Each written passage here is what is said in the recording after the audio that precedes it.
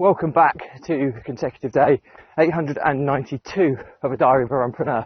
Please do give this a subscribe and a share as it's part of a fundraiser to save the lives of children by attempting the ultimate ultramarathon, and the more people we get in front of, the more money we raise. So any support would be much appreciated. All the information is in the link in the comments below. Thank you as always, and let's get started.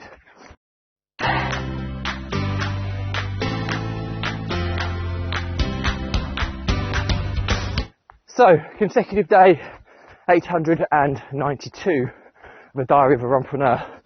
Fast approaching the 900 day milestone, which is only, I think, 8 days away now, which is super cool.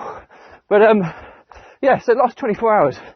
Again, I'm going through a period of time at the moment where I don't know what it is. I think my motivation isn't as high as it has been in the past, and I think I'm trying to understand why this is the case, because there's not really a strong reason for it not to be sky high. We've got some really exciting things going on at the moment, but sometimes, you know what, you're just not feeling it. Maybe it's age, maybe it's I don't know, to do with the anxiety that these big opportunities can kind of present, because for every upside there is a downside. It's the balance of equilibrium. So maybe it's that.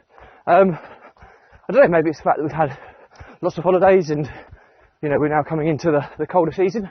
I'm not sure, but I'm starting to understand my body more by tracking my sleep, and I understand, I mean, today my readiness score from my sleep tracking and my sleep fueling score are both relatively low, so I'm not expecting miracles today, because my body's just not in that zone to do it.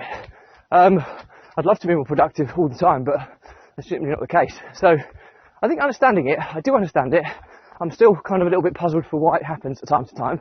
The last few days have been a little bit challenging, and then added to the fact, I think on Monday I had my binge eating cheat day, and I think the food you put in your system makes a huge difference on how you feel and how motivated and productive you are.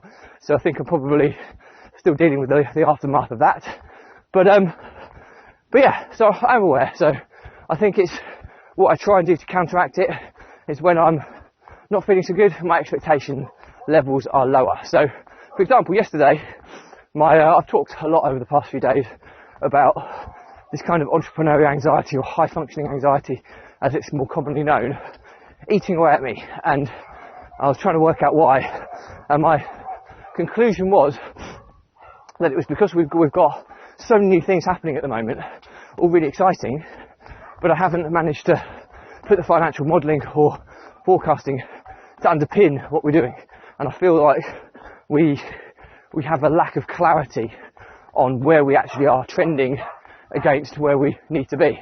So all I did yesterday was spend a few hours updating our forecast, implementing all of the new things we're doing to try and get a better forecast, a better understanding. I'm going to start tracking it as a forecast versus actual as well, which I think is going to be really important to do, so we can really go deep on forecasting and targets and making sure that we're focused on hitting them. Because say with business partner Jack, if he doesn't have focus or have targets, he can kind of meander off into all kinds of different directions, which doesn't ultimately help what we're trying to do as a business. So I'm meeting Jack today in London.